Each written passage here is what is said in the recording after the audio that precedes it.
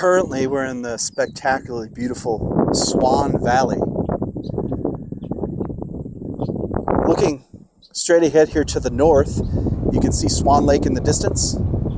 On the west side, the left-hand side over here, are the Mission Mountains with Flathead Lake. On the other would be on the other side of those. On the right-hand side, you can see the peaks of the Swan Mountains. This is a really, really nice example of a glaciated valley. You have this steep sides and a nice flat bottom.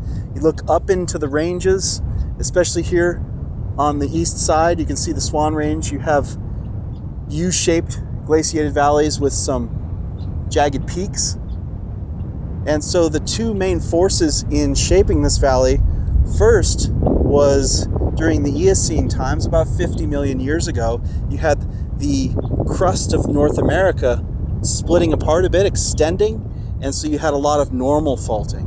And the normal faulting would cause this valley floor to drop down, and hence the mountains are effectively risen up. So along both sides of this valley, you have normal faults. Again, that valley dropping down, and then the mountains being raised compared to that valley. You also, of course, have glaciation shaping this valley. So that at one time, this entire valley would have been full of ice, and then during the last glaciation, that ice retreated out of the valley and then retreated up into the mountain valleys, and essentially it's all gone today. And what you're left with is this beautiful wetlands. So you have precipitation on the mountains coming down, flowing down into the valley, and then groundwater systems reaching the surface. So you have these wetlands, which make for amazing sanctuaries for a myriad of bird species.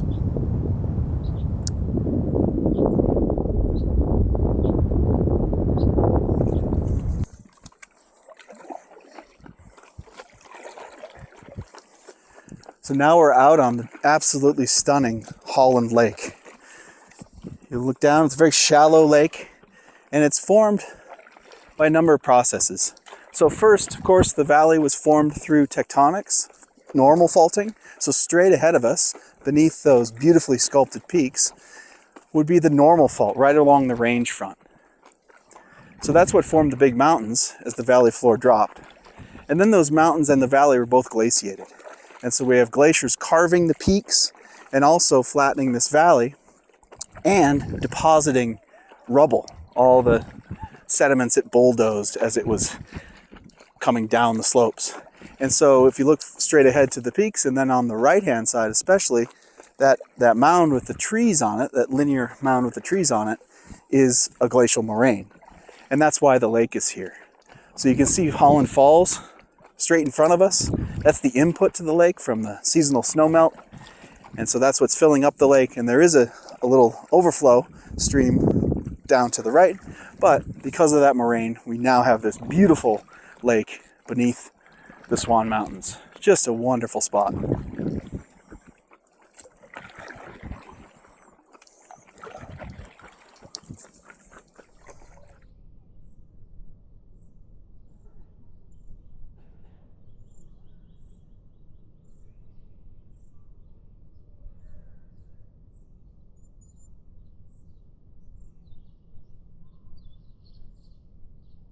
This is a nice chance to just sit and ponder this Montana geosite and what it took to get this wonderful natural locale.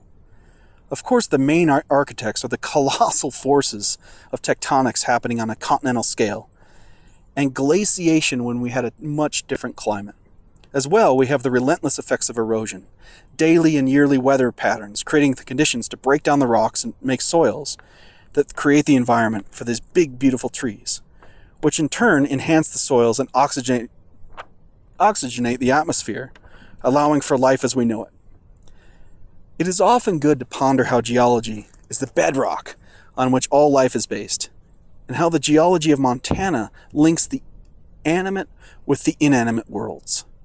And while the geologic time is too long for us to comprehend, I think sitting here for a spell is a nice way to honor all that has come before us.